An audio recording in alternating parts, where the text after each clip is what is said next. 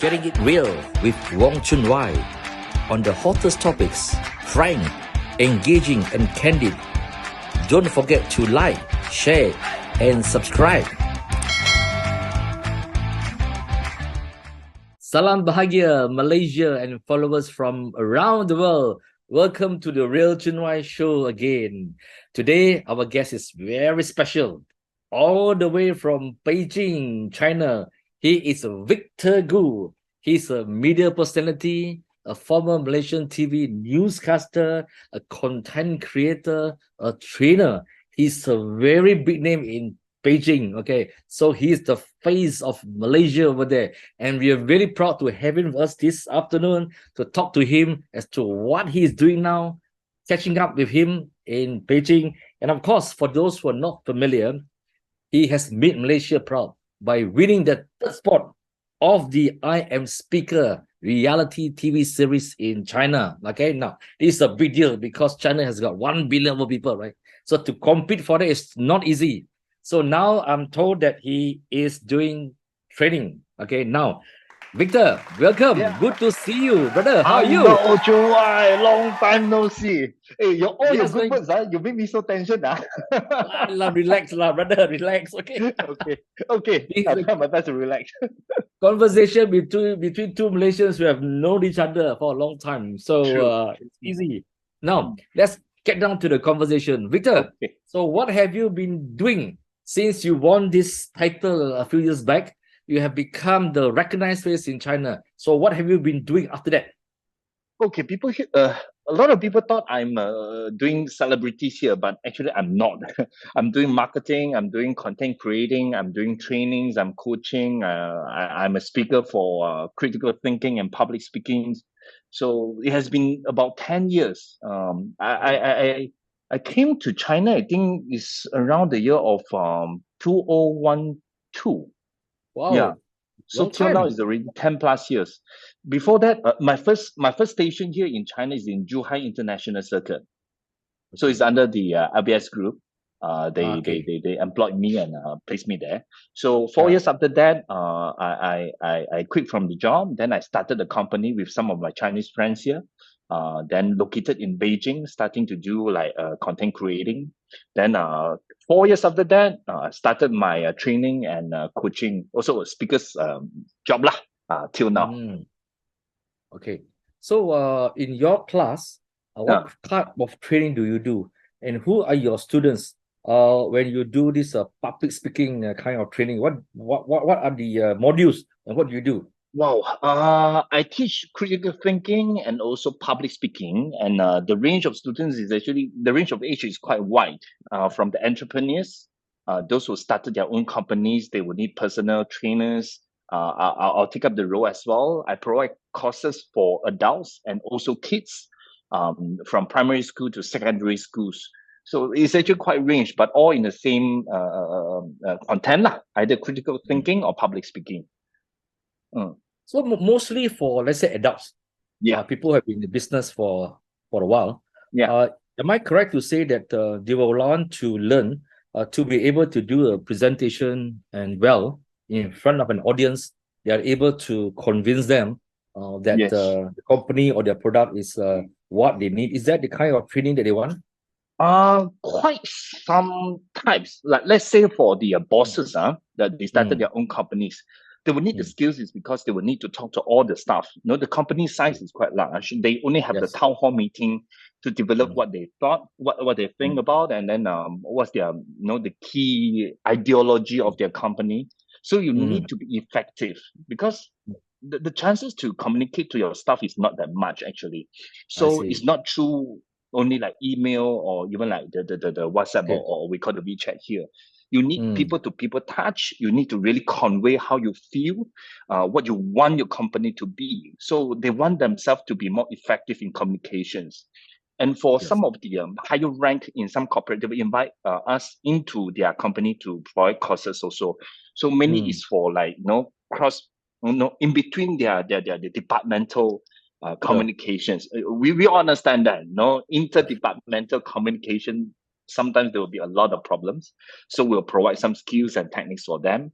And also for some really consumer base, consumer end, the normal adults, they will take the course is because they will need themselves to be more persuasive. Either they are playing in the sales or marketing or PR. They will come to our courses as well. Okay, Victor, forgive me if I'm wrong. In American culture, and even in the Malaysian corporate culture, it is very common for the CEO to have this town hall talk where we take questions from the staff.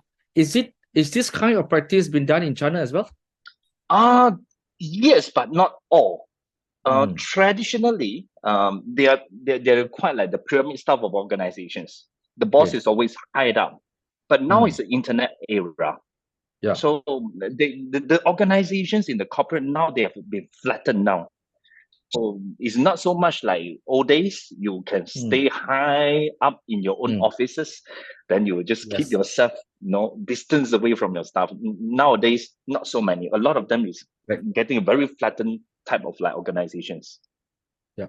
You mentioned that you are teaching critical thinking. So like for somebody like me, who is English educated, Western minded, and then I have a certain perception of China. So when you mention critical thinking, how is that applied in China?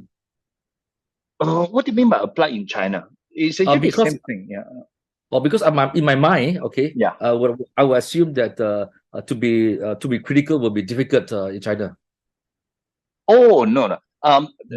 Actually, critical thinking, a better way to call it is like effective thinking. Like how will you do your judgment? I see. We do judgment every day because like this is a good idea. This is a bad project. I should stand for it or should I oppose it? Especially for all the leaders in whatever organizations, you will need to have all this judgment. But whether your judgment is objective enough, do you think logically, based of evidence? As you have said quite sufficiently. Now, I'm just curious that for somebody like a Malaysian, how do people from mainland China, a China national, how do they perceive you? How do they respond to you? When of course when they find that you're not somebody from China, but you're a Malaysian, how do they respond to you when you are teaching these courses? Actually, I think China people, because I'm mostly located in the metropolitans, the major cities, Beijing, Shanghai, Guangdong. My feeling is like they are quite open. They don't really care where you come from, as long as it's okay that you understand them and you let them understand you. So for me, one of my advantage is like I speak Mandarin, and then I speak Cantonese as well, especially in Canton, the Guangdong province. So I can deliver myself well and I can understand well. So other than that, they're quite open. They don't really see like, no, you are Malaysian, you are Singaporean, whoever. As long as communication wise is okay, the corporate side, they are always welcome. So I feel the openness. I don't feel anything like, perceptions or anything is blocking me from there. Yeah. So obviously that your ability to converse in Cantonese will be an advantage in places like Guangzhou, right? And that so it helps. Yes, definitely helps. I never been to Xiamen. No, I think if you can speak Hokkien, definitely it works there. But I'm not very sure because I don't speak Hokkien well. So I never enjoyed the advantages from there. So yeah. Okay. You say that you work for LBS for a while, and then what makes you decide to enter this competition? I Am Speaker. Actually, before while I was in Malaysia, I took part in debate competitions, international debate competitions. So actually, in the debate arena, I consider myself as someone known because old enough to let a lot of people know. So the Beijing station, the TV station, when they have this show, they will have the director to source out, who will be the good competitors, to invite them to join in. So somehow some people know that I was in Zhuhai, so they contacted me. I accept the invitation, so I took part. How many people Yeah. did you have to contest against? How many people were taking part in this Wow. competition? Wow, I'm not very sure the total number because they have a long list Uh, of so-called candidates lah to go uh, up to the show. So they will mm, have a first round of selection. So after mm. selection, they will pick about I think it's 40, 50 out of Yes, the long list up to the yes. show for the real thing. So if you are saying how long is the list, I'm not very sure about that, but I believe that is hundreds. But up to the show is around 50, 60, 70, somewhere around there. Then they will I have the think, first round. They no then yeah. yeah, But I think knowing China, it must be thousands lah. Even a for lot. vacancy, you apply for a job, it's thousands of people apply for one job. It's quite common there. Very Yeah. true. Very common. Very common. And then there's one I think very unique Mm, unique thing that I observe. mm, mm, They're very daring.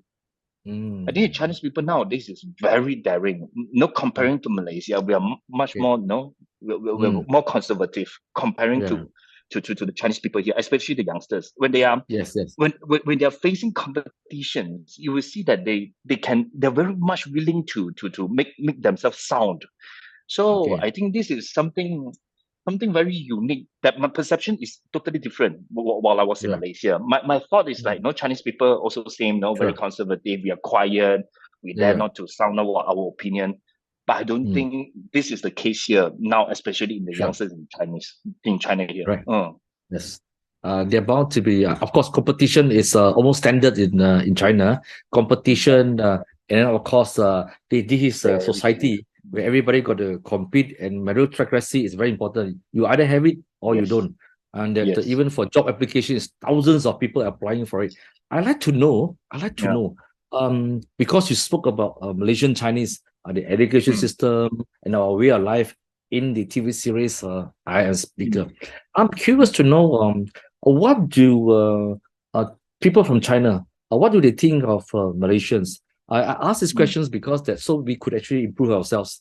mm, We could learn to make ourselves better. One reason is because that the Star used to have a correspondent in Beijing. We had a oh, Beijing bureau. Okay, most of the staff there, they speaks English, and he went there to have his drink. And then after speaking to them, he spoke in English. He also spoke in Mandarin. Then the staff says that mhm, the reasons why they are working there is because they like to meet these international customers, and that they want to learn mm, English. But she mm, made a comment which my colleague told me. She says that it really hit him. She says that, you're Malaysian and Singaporean. Yeah, you speak English, speak English flat, no tonation, flat. He said, I do not know whether it's American style or British style. But we are from China, we learn to speak the British way or the yes, American way. yes. Yeah, but Singaporean and Malaysian, your English is flat, okay? And then he said, your Chinese also, I don't Flat. know what kind of Chinese. Is it Taiwan Chinese, China Chinese, or Beijing Chiang? I cannot make out. So my friend, my colleague, was really flawed. So he says, Why? okay. He said, I got to learn to speak English correctly, okay, and to speak Mandarin correctly. But I'd like to hear from you, what Okay. is the impression of us? Uh actually, frankly speaking, I don't feel they have a discrimination on our accent. Yeah. They know our accent is different. The way they treat it is like no. Yeah, we compared to Singaporean. When we talk to Singaporean, their English is actually the accent is slightly different from us. Similar, like, actually, more or less. Yeah, more or less, but we can recognize the Singaporean Yes, English, yes, you can right? recognize. Yes, yeah. Yeah. So for us, it's just like no the Mm, special taste of English when we are talking to them. So normal. yeah, Yeah, we don't feel like no, this is sure. not us, you, me, we different Yeah, things like yeah. that. So here's same. Especially when I'm using Mandarin, they can recognize no, you are definitely not from mainland China. Um, Mm-hmm. they can get it, but I Okay, don't feel any sure. different treatment from there. Okay. They will just make it as like no, they feel interested. Hey, where you Oh, from? No, okay. these terms. Why are you using these words to describe this feeling? No, Okay. They will Sure. talk to you and ask about it. Okay. And I myself, I have a very bad. I'm not quite sure whether it's a good thing to recommend people to do. I will purposely learn their Mm. accent. I Ah. will pretend to be speaking in that accent. For me, it's mainly because I feel that it's fun. I would Yes, like to yes. learn from it.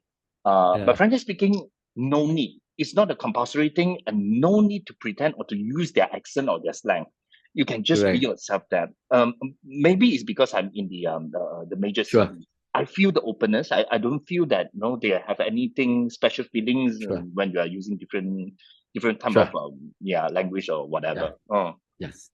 Mm. But for sure, the good point of China nationals is that they are quite fascinated that Malaysian Chinese, for example, they can speak Mandarin, they can speak Yes, English, and they can speak that dialect, yes, Fujian or Hakka or Cantonese. And when they come to Malaysia, they're actually fascinated that many of the Chinese customs, which are no yes, longer practiced in China, are still actually being kept very strongly over here. So our yes. linguistic strength is very useful. So I always say Mm, that in ASEAN, mm, Malaysia stands up very mm, strongly because the Chinese can deal with the Chinese market because of our yes, ability to speak in Chinese, and then yes, the Malays can deal with Indonesia, and the Indians can deal with the Indians. So I think yes. those are great points. Now, Actually, this one, apart from that, sorry, yes, so- go ahead. Sorry, yeah, try I add one thing. yeah. Actually, this part is where we won their respect.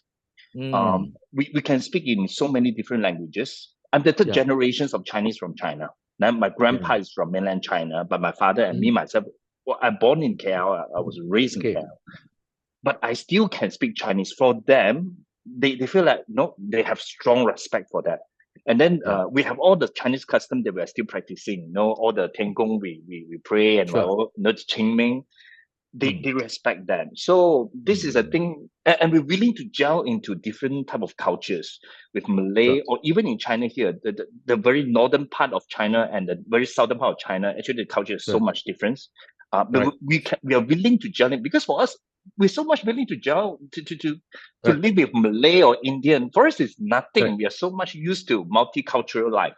So Yes. with that part of attitude, I think the Chinese respect us for that. This Yeah. is my feeling lah. Mm, Correct. I have to say, I have the same experience too. mm, That they are fascinated that I can speak in the Bahasa Malaysia, so they are very yeah. fascinated. But what about the negative part? Do they find Mm. us Malaysians less competitive, more laid back, more relaxed? Do they think that happens? Yes, a bit, but only Mm, in like places like Shanghai or Beijing. But okay. this is not so much like the Chinese people to Malaysia. The Mm-hmm. perception is like Beijing or Shanghai comparing to any other cities around the world Okay. All because right. the competition there is really tense. So I can understand that lah. So they will Sure. feel like the pace is not fast enough, you're not effective enough. Mm, You have to sure. be very very responsive. Yes. Yeah, there's the corporate world there lah. Mm. Now, you're based in Beijing. After Mm, taking part in that competition, yeah, obviously that you had national prominence because it was a mm, national TV reality show. How yeah. did people respond to you? How was your life like after that? Uh, well, just recognized on the street. Other than Mm, that, I don't feel anything different. It will be the same. Of course, it will make my life easier. Actually, mm, whenever I need help from strangers, um, mm. people know me. Though Okay. in my eye they are strangers, but when people know me, so it will be very very much easier for me to knock doors. Mm, So that's the benefits that I enjoy from it lah. Other than that, not so much mm, difference. It's just like sure. when the show was still hot, then you're on the street, people will catch you, take photos. Mm, Nothing much lah, but it's just for a mm. very short period of time. Yeah, sure. Here, TV shows, celebrities come and Plenty. go so fast. So Yeah, not so and much. plenty. Yeah. Yeah. So at that time, were there any offers for you to be a newscaster, to be MC, that kind of thing? Does it happen? Did it happen? Yeah, some TV programs will invite me to Mm, become some guest or things like that lah. Not so much mm, of TV host for that. In China here, if you want to become a TV host for any program, either for mm, the online based or TV mm, based program, you need mm. to have the license.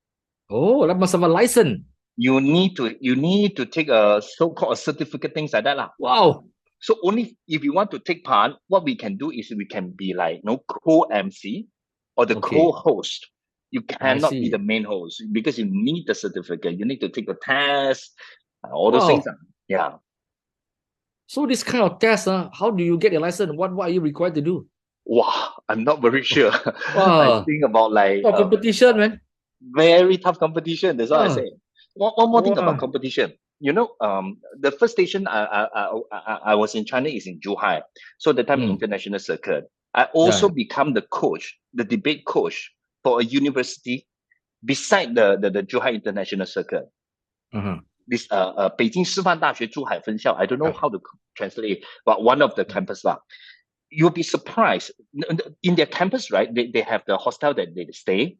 And then the ground floor actually is all the shop lots to rent. Okay. So whoever want to do business, you can come in to take the place, then just pay for the rent and Sure. do your business.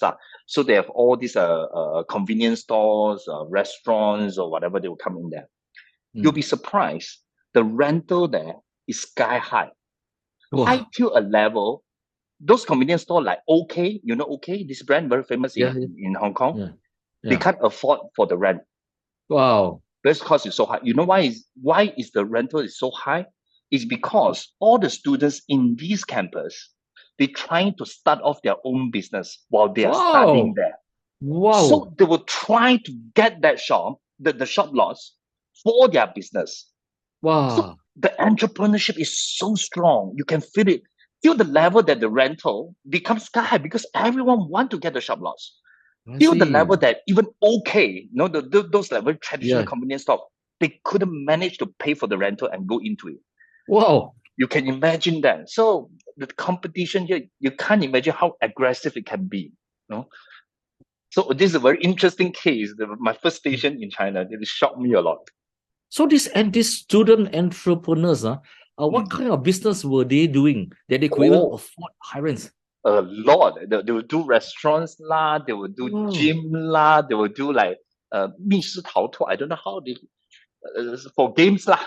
For games, all sort of things you can think of. Even they have the rock climbing. They will just organize them. Yeah. Amazing. This is really amazing, interesting story. Yeah. Now speaking of cost of living, you have been living in Beijing for how many years already? 10 years? No. 2016 till now. Okay. So what is it like for you to stay in Beijing with this high cost of living? Actually, you can. There's expensive and cheap lah. It depends on how you. The good thing about Beijing is that you have options. If you really need to go low cost, you still can get it, but the distance is a bit far because Beijing is so big. Beijing itself, the population is similar with Malaysia.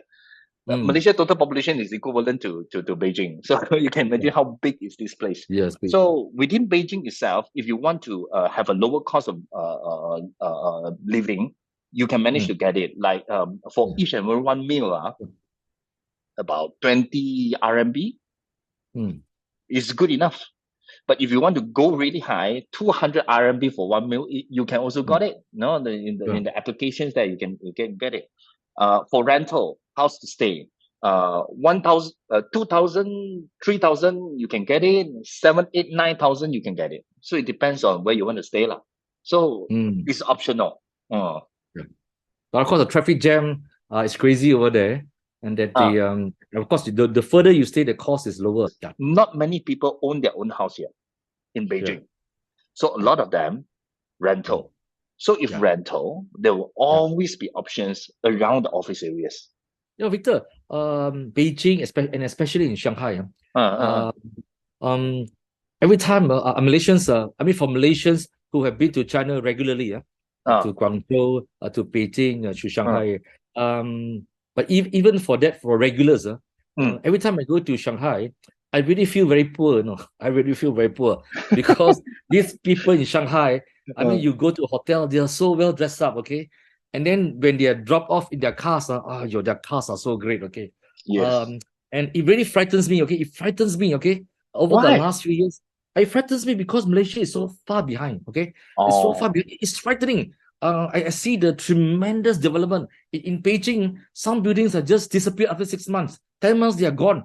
Roads Yes. appearing. So Mm. I fear for that because that we really need to. But in Malaysia, not so bad because in Asia, we have seen all these tremendous changes that's taking part in Japan, in South Korea, Singapore, and in China. We have seen it physically. The wow, the pace is tremendous.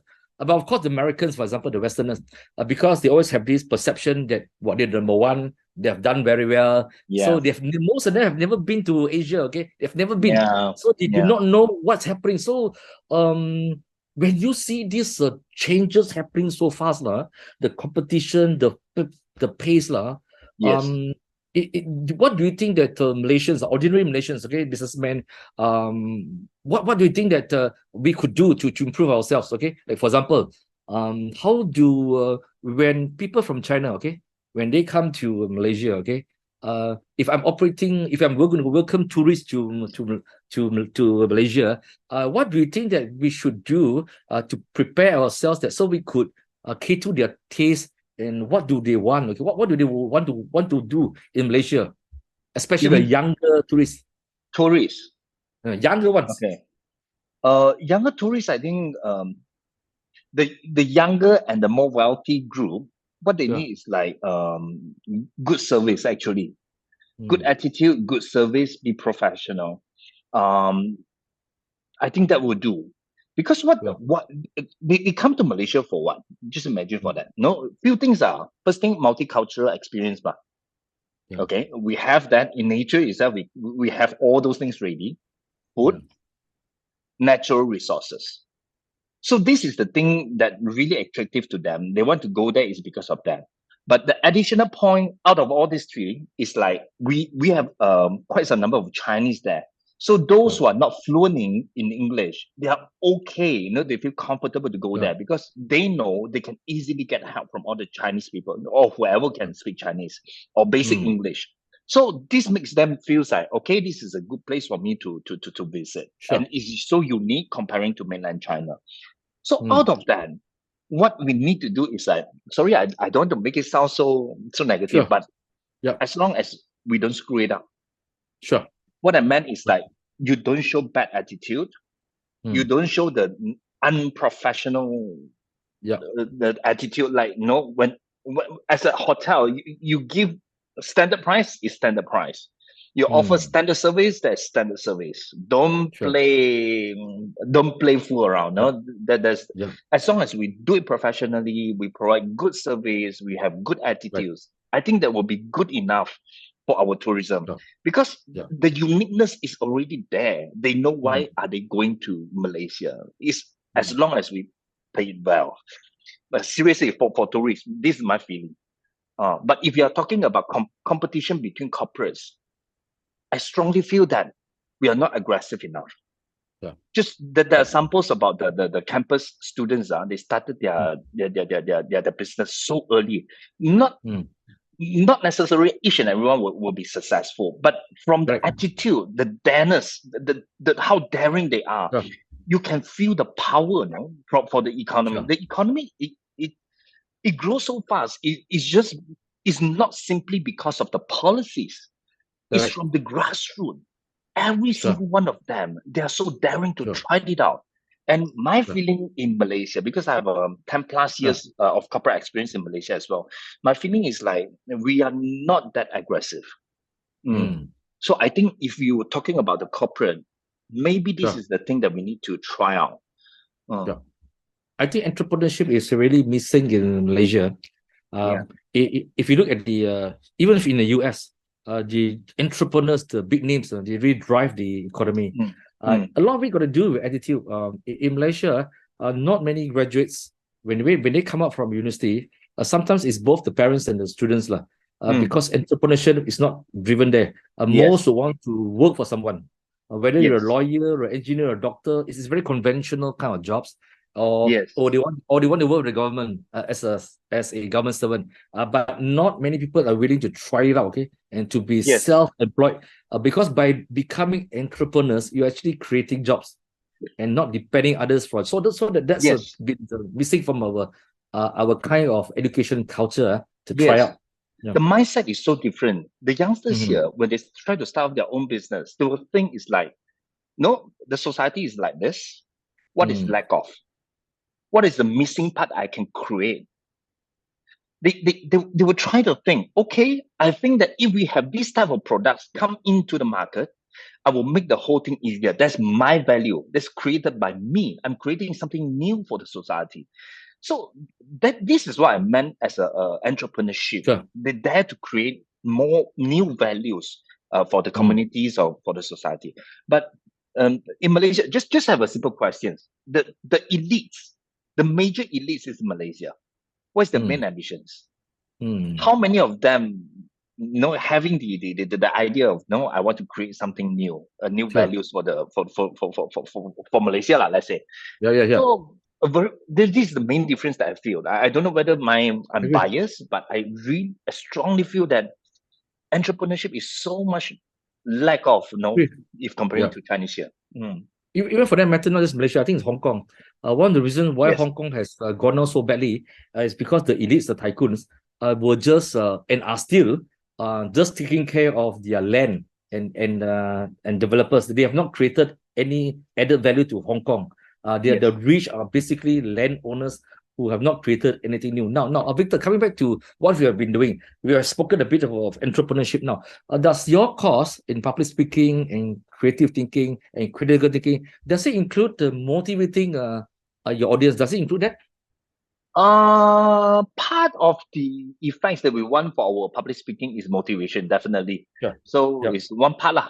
Definitely there are Mm. some skills for it. Yeah, Yeah. that they will teach as well. Yeah. You mentioned that you train people in the corporate world, but you Yes. also mentioned a bit that you also train younger people. What kind of training for younger people, like kids? What do they do? Also critical thinking and public speaking. Okay. For me, Mm. if you want me to name the important soft skills that we want our kids to learn, I will Mm. list these two. One is critical thinking, which is how to Mm. think. And the second is communication or public speaking. Communication is how you link with others or how you make yourself more understandable, especially you have a very different or very unique ideas or very unique perceptions that you want others to accept it or at least to understand you better. Then you will need communication skills. So for me, I think this is the most important two soft skills that we hope our kids can learn from the earlier stage. Mm. Do you see any changes among the Chinese nationals? Somehow or another, I don't know. I don't know whether I'm right or wrong. I Ah, find that the Chinese people, okay, not just in not just in China, but mm, rather also in Malaysia and many parts, mm. that the Chinese people are quite reluctant to speak up. And in Right. some cases, the older ones, they do not Yeah. want to be seen to be the individual personality. It's not something Yes. that you want to show, okay? And that sometimes, for older people, they want something, okay? They want to contest a position, and then they don't want to contest. They say, "Yeah, 不要啦, 不要, Yes. 不要," but actually they want it, okay? So for English-speaking people, okay, it's more outward, okay? Now, Yes. I share some experience. Okay, you look at it. Okay, now you look at the CEOs Yeah. of in America, all this big competition, they run by Indians, okay, from India. Yes. I wonder why are they run by Indians and not by Chinese? So I presume, Mm, okay, maybe they are much better in public speaking, mm, more articulate, more persuasive, and the mm, presentation is better. While the mm. Chinese engineers, they just sit back, they did not want to show they can speak, or sometimes that Yes. making a mistake or been seen to make remarks are not well. Okay, True. so I see that happening. Do you see this changing in China? I see the changing, and it become faster and faster. Mm, Frankly speaking, if you are comparing, vertically, mm, comparing to all the different countries of the Western, the Indians, and true, mm, Chinese is still quite conservative. They are more quiet. right. Uh, but if you're comparing like, the Mm, previous generations, so much difference. yeah. I think the youngsters nowadays are the aggressiveness on Yeah. sounding out their opinions is quite strong. Yeah. Um, Right. for, maybe my bias again. I think the Sure. youngsters nowadays in China is more True. dare to talk, speak out, comparing to Malaysian. Correct. My Yeah, feeling, yeah. my feeling. I'm not very sure whether it's because Mm, my students sure. is all from the major cities here, but I Yeah, do feel that the younger generation is so much different from the older yeah, generations. Even my age of entrepreneur yeah, in China, yeah, uh, I think they are more yeah. more fluent or more Correct. daring to tell their Yeah, mind comparing yeah, to my generation of Malaysian. yeah. Uh, And of course, I think that the presence of social media has also helped a lot for very people true. to amplify their voice. Very In my dealings with younger businessmen, uh from let's say Huawei, and uh and other corporations, most of mm, these younger Chinese in their uh 40s, they have studied in the best universities in China, mm, and they mm, have also gone on to study in US and UK and Australia, mm, and they speak very good English, and so their mm. mind and has shaped up, have changed so much, and when they speak, oh, it's Yes, really impressive. So I think superb. Mm. this the type of Chinese younger people that will emerge. Yes. Maybe at this point it's the private sector, but more Mm. and more, I think even in the civil service, they will come out. And I think that beside the physical changes that's happening in China, I think these are the things that we can watch. And like you are Yeah. working there, you see Yes. it, you observe it, you will able to share with us better. So one final question, Victor, Yes. before I let you off, okay? I know today is your working, okay? So I cannot jury you away from your work, okay? Don't worry. So no, tell me a bit of Beijing, Shanghai were very tight during the COVID-19 situation. What was it like for you during the COVID-19 situation? Oh, I stuck here for 3 years. I'm go back to Uh, Malaysia. Luckily, this year the policy changed, so I went back yeah. to Malaysia on February. Okay. Finally, after 3 years. Uh, This past 3 years is not was not a very easy um period of time lah for us okay. to live Yeah. here. Of course, so much restrictions, and then you have to really adopt to all the policies. You need to scan, whichever the passes and everything, so you can enter a building, or even like you want to come back from Beijing. Sometimes it's very difficult. Sometimes I'll fly out to Shanghai, to Guangdong, then Mm, cannot fly in is because my pass turned red. It detect that I was passing through okay. some very serious area. So, but I can feel the people here is very self-disciplined, and then really serious in following policies. So it's quite amazing because you know how big is this countries and how huge is the population here. But you're amazed that the whole populations here, they were so much willing to follow our policies, and they seriously practicing it. And they're not only like following policies itself, that each and every community, they will how can I say this? They will make sure each and others following the communication the community rules, Yeah. that they practice. So I think the Yeah. discipline side is really shocked me. Oh, For me, okay. I can't imagine such a huge population, they can have such a tight regulations like control for years. Mm. So yeah, that's my very shocking experience that for the 3 years. So you have already balik kampung in February for Ayo, Chinese New Year balik 2 time or already. after? After Chinese New Year or before Chinese New Year? Before Chinese New Year one time, then after Chinese Uh, New Year another time for Qingming. for Qingming and also for Chinese New Year. Yeah. So your balik kampung means the 2PJ lah. No, my parents now in Ampang. Oh, you were studying in the PJ Catholic High, right? My old house in PJ ma. So I was in Okay. Catholic High. Yeah, my Okay. university in UM. Yeah, So okay. my primary school is Chenmo PJ Old Town. So Okay. typical I'm a PJ guy lah. Still PJ lah, still PJ lah. So you Ayo, I still like need to PJ have lah. your Jalan Gasing and Choi Kai. Ayo, I miss that so much. Oh, I miss that so much. Okay, Victor, thank you so much for sharing time with me, talking to Malaysians and to people around the world of your experience as a someone who's a trainer in public speaking and critical thinking and living and working in Beijing. I wish you the best of luck, and I hope to see you in Beijing. I'll be there in September. So I'll catch up with you Oh, there. please do communicate. Okay. Please do call I me. will tap out something for you. Thank you so much. And Chunwai, thank you for inviting me. You don't know that I've been not using English for so many years. Thank you for giving me these opportunities to polishing up my language again. Nice Thank you to very talk much. to you. Yeah. So to those of you who are following this, please follow Victor and myself on social media. Please share and subscribe. Thank you. Goodbye. Yep. Bye bye.